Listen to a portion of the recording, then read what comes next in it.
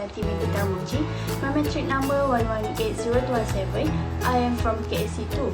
Today, I want to share my journey while doing a news. So, I doing my news when pandemic COVID-19. So, it is a bit hard to go out due to the pandemic.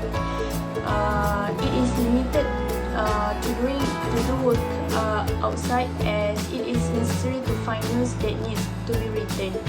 So I got the idea to write news about agriculture technology, which is drones. Why did I choose to write about drone news? This is because the drones are becoming more popular, increasingly popular in my area, which is it helps a lot of all farmers who are mostly incapable to complete the spraying work of pesticide and fertilizers. So, firstly, I look for the news value in the book Di Sebalik Tabir dan Evolusi Kewartawanan. So, from the book, I got the news value, which is an impact. After that, I found two sources that I need to interview to further strengthen my news. The first source was agricultural officials. His name is Encik Muhammad Aziz bin Muhammad, who is an assistant agriculture officer at the Agriculture Office Tanjung Karang, Selangor. He gave many briefings and classes on the use of drones. With a very deep interest in engineering midwives, he once invented his own drone for the purpose of his research. Bolehkah Encik ceritakan sedikit sejarah tentang drone ini? Okey. Drone ni pada peringkat mulanya digunakan untuk tujuan peperangan, ya. Tahun 1840 mana ada peperangan dengan pihak Itali, mereka menggunakan belon yang membawa bom kenaan. Jadi drone didefinisikan sebagai satu alat tanpa pemandu. Jadi belon kenaan juga membawa bahan letupan dan sebagainya pun tanpa pemandu, ya, pada waktu berkenaan.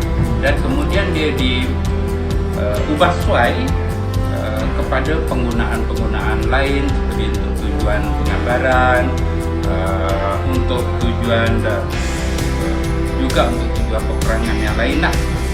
Dan apabila teknologi ini berkembang dengan pesat, dia cuba dibawa masuk pula untuk tujuan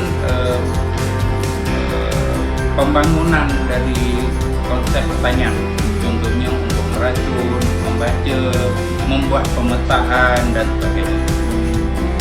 Apakah kelebihan dalam bidang pertanian?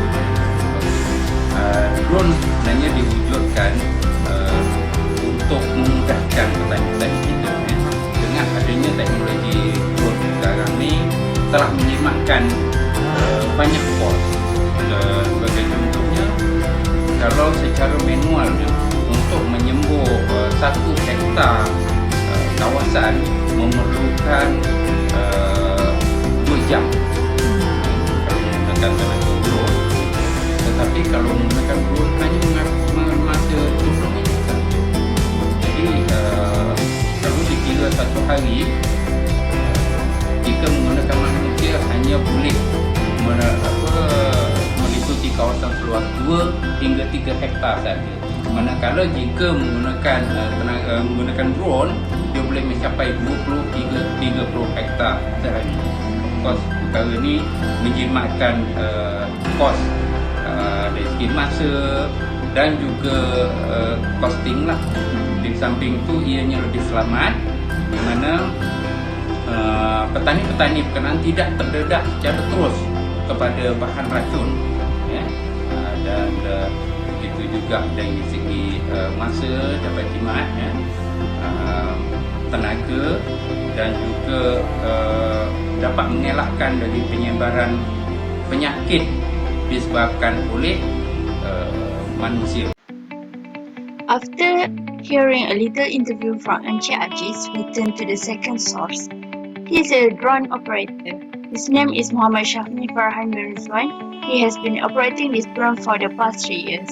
He took ages to spray pesticides and fertilizers on the field. This idea arose when many old farmers could not bring poison borers for poisoning and fertilizing. So, he used this new technology to help the old farmers. Here are some of my interviews with Mr. Shahri.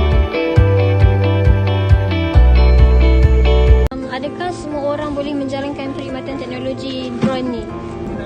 Kita kena ada kursus yang khas untuk bawa drone ni. Sebab kita fly bukan sampai 1 kilo daripada aras laut, daripada bawah sampai atas bukan. Yang atas pada sana tu itu tempat helikopter ataupun kapal terbang. Jadi kita nak fly pun lebih kurang 2 meter daripada paras tanah je. Okey, faham. Jadi tak perlukan macam lesen khas ke. Okey, apakah nama saintifik bagi drone ni? Nama saintifiknya DJI Agras T16. Okey. Dia ada banyak jenis ke untuk drone ni? Banyak juga. Dia kalau ikutkan drone-nya ada banyak besi. Yang kami pakai ni besi yang dah dia nama yang dah branded. DJI, company DJI lah. Yang buat untuk shoot video lawa, 4K, 8K. Finally, I got some values while making this news. Firstly, I was able to meet outsiders and people who hold high position in the interview process. This process also can improve my soft skill. Secondly, I can feel the experience in making news, from the search for information until the news is completely complete. Lastly, I was able to learn new knowledge about drones that I didn't know before. This information is very good for my further knowledge. That's all from me. Thank you.